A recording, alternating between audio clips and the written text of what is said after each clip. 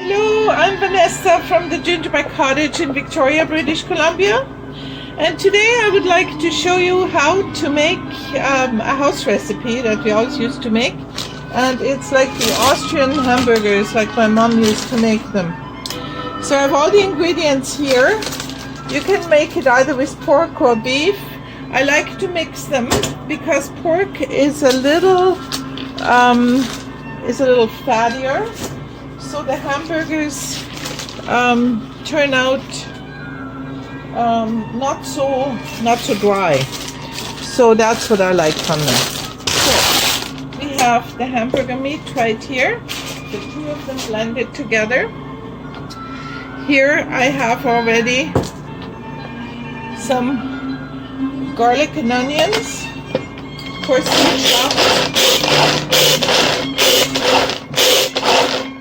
I like this chopper. I have no problem chopping them with the knife, but this is just much faster. So, and I put quite a bit of garlic in. Put in whatever you like to put in. Okay. So we'll put this away. And of course we're going to salt it with Himalaya salt, and we're going to put a good amount of pepper in. I also like to put in some hot pepper flakes, but that's just my preference. And I do dry my own Thai chilies like this, and then I snap the tops off and I put them in a coffee grinder and make my own hot pepper flakes. We also need an egg. We put an egg in. And then we need some herbs. And I just came from the garden and I found some marjoram, some chives, and some parsley. So I'm going to chop this up here quickly.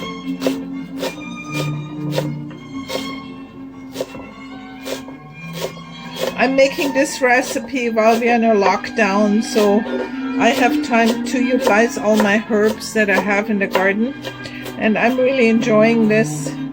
I've been eating nettle and sorrel and all kinds of things. So here you go. Put a handful of this in here and leave it on the side.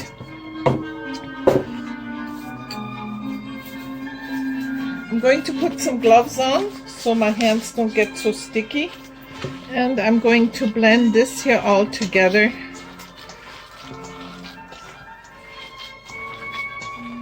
We may need a second egg, which is not a problem. This here very, very tasty patties, very tasty. We don't eat them like hamburgers. We eat them with potato salad.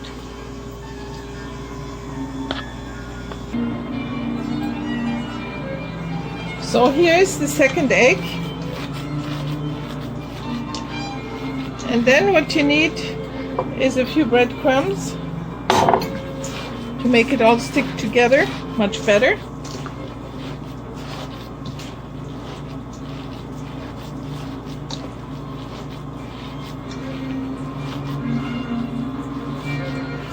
And then we're going to let it rest for a little while until the breadcrumbs, which are quite dry, have soaked themselves up. Okay. In the meantime, I'm going to take my cast iron pan and warm it up, and then I'll be back. Oh, we're back. These are the patties. They look quite eclectic and artisan, kind of that artisan look to it that I also like.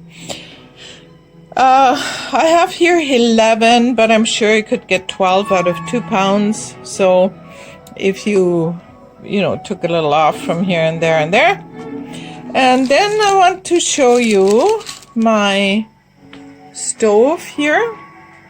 I have my cast iron pan and I put some pork fat in it. You can use from from bacon drippings, or if you like. And it tastes really good. Like, it tastes really good. That's the original recipe.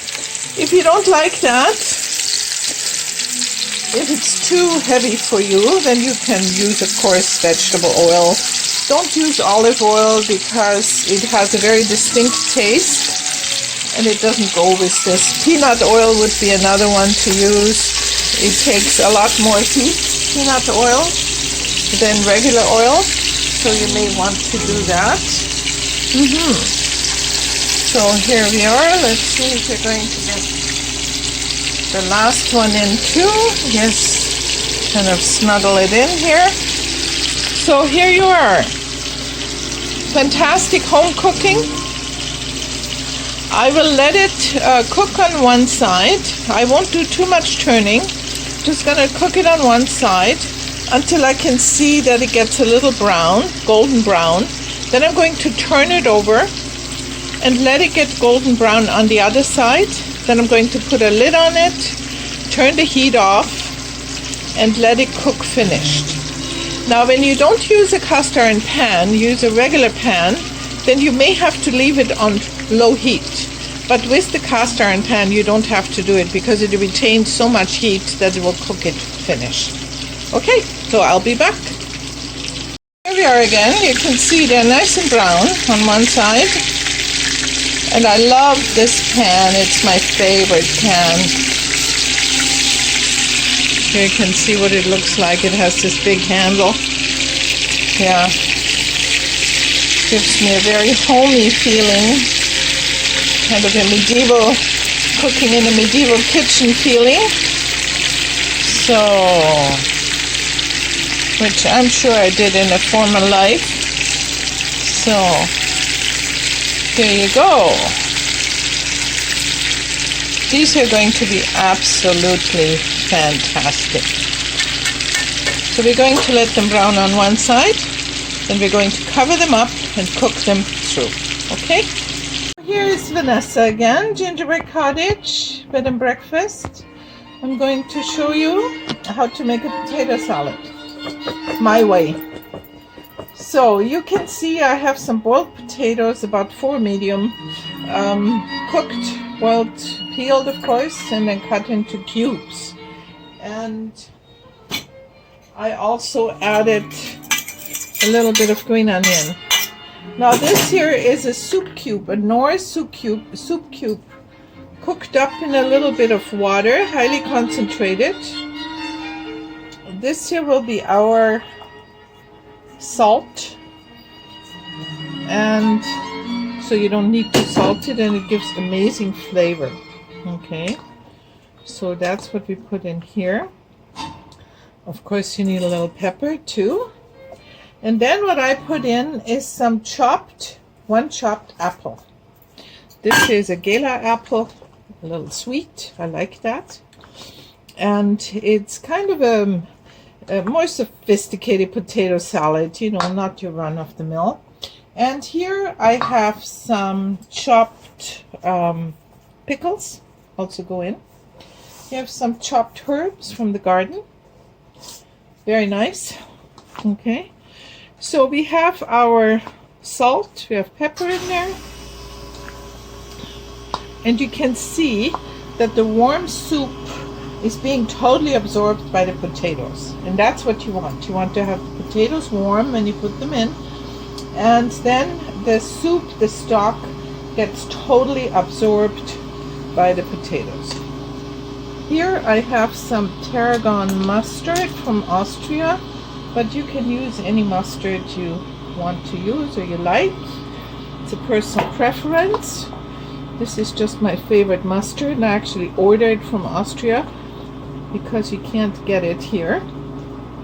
So we have this, then we put a little bit of mayonnaise in, not too much. You don't want to have the salad totally like a mayonnaise. Yeah, you don't want it like that. Okay.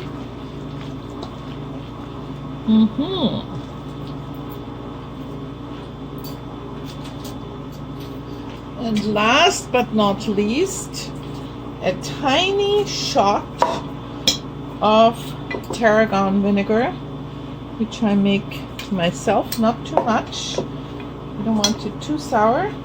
Now you could also take, you know, from your pickles, the juice, pickle juice you can put in here, which tastes really nice.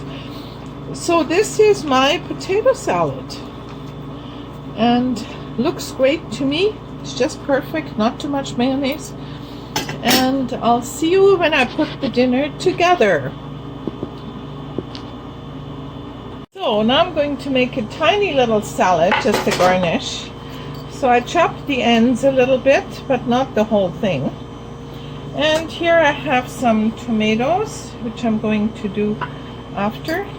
So here, a little olive oil. It's nice to have something in a bottle like this, especially when you like to do it proportion on a plate. So here we go. Now this beautiful plate, it's a wood plate, comes from Austria, and it actually comes from our cherry tree we had at home. And put this on top. And we got the wood was dried out, and then we brought it to a carpenter or a wood turner, and he made these beautiful plates. Here's a little basil on top. And now I'm going to take, I just want to have this in focus here, some potato salad.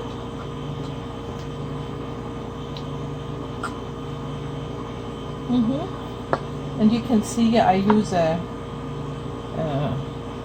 form. Put it on the side.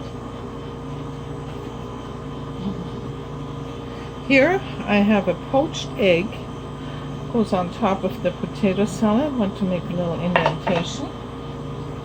And here we have 1, 2 of these beautiful burgers. Green on top here, and that's it. Bon appetit. Enjoy it. My hamburgers.